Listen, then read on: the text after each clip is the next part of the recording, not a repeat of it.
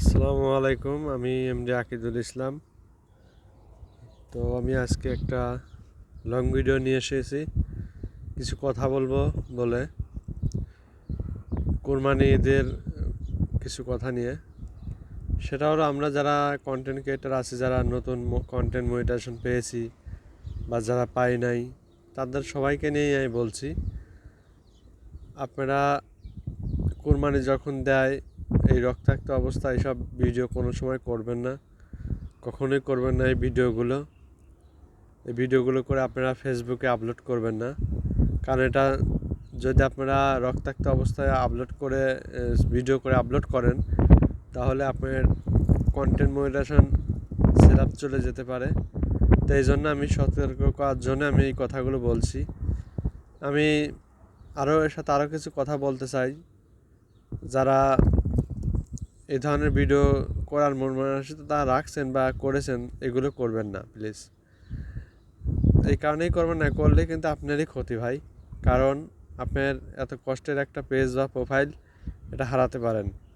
তো এই কারণেই বলবো, আপনারা এই ভিডিওগুলো করবেন না, রক্তাক্ত ভিডিও। যেমন আপনার যখন কোরবানি দেয় পশুকে, তখন আপনারা ভিডিও করবেন না। বা অস্ত্র নিয়ে যখন দেশি অস্ত্র নিয়ে যখন গোশ বা মাংসগুলো কাটে, তখন এগুলো আপনারা ভিডিও করবেন না। আর আরও কিছু কথা বলতে, যারা কোরবানি দিবেন বা দেওয়ার চিন্তাভাবনা করছেন, তারা কখনোই কোরবানির গরু যেখানে সেখানে কোরবানি দিবেন না। অবশ্যই নির্দিষ্ট একটা জায়গা গর্ত করে সেখানে আপনারা কোরবানি দিবেন।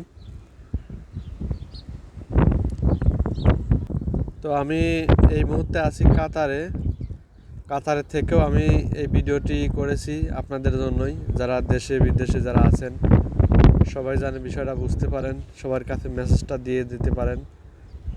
তো আমি যে কথাগুলো বলেছি, হয়তো অনেকে শুনবেন বা শুনবেন না, সেটা আপনাদের ব্যক্তিগত ব্যাপার। যেটা আমি পরে হবে সেটা আমি আগেই বলে দিলাম, কারণ এই ধরনের অভিজ্ঞতা আমার আছে। এই কারণে আমি আপনাদেরকে মেসেজটা দিয়ে দিলাম। তো আশা করি আমার কথাগুলো বুঝতে পেরেছেন। আমি আবারও বলতে চাই, আপনারা রক্তাক্ত অবস্থায় যে কোনো ভিডিও বা পিকচার ছবি তুলে আপনারা কখনোই ফেসবুকে আপলোড করবেন না। পশু যখন কোরবানি দেয় তখন এই ভিডিওগুলো আপনারা করবেন না। এইগুলো করা ঠিক না, ফেসবুকে দেওয়াও ঠিক না। তো এইগুলো অবশ্যই, এগুলো থেকে আপনারা বিরত থাকেন। সবাই ভালো থাকবেন, আমি এই দোয়া করি। আর যারা কোরবানি দিবেন তাদেরকে বলতে চাই, যেখানে সেখানে কোরবানি দিবেন না, কারণ রক্ত ছড়ায় যেতে পারে, বিষয়টা খারাপ দেখা যেতে পারে, তো পরিবেশটাও খারাপ হয়। তো নির্দিষ্ট একটা জায়গায় গর্ত করে সেখানে আপনারা পশুকে অবশ্যই কোরবানি দিবেন, তাহলে ভালো হবে। আমার কথা যদি কেউ কষ্ট পেয়ে থাকেন, তো আমাকে ক্ষমা দৃষ্টিতে দেখবেন, কারণ কথাগুলো বলেছি আমি আপনাদের ভালোর জন্যই, এটা বুঝতে হবে।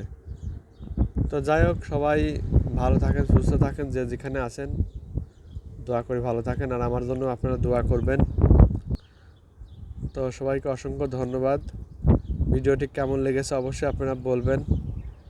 আর যে কোনো ভিডিও আপনারা সম্পূর্ণ ভিডিও দেখবেন, তাহলে ভিডিওর রিলেটেড হিসাবে আপনারা কিছু কমেন্ট করতে পারবেন। ধন্যবাদ সবাইকে। আল্লাহ হাফেজ।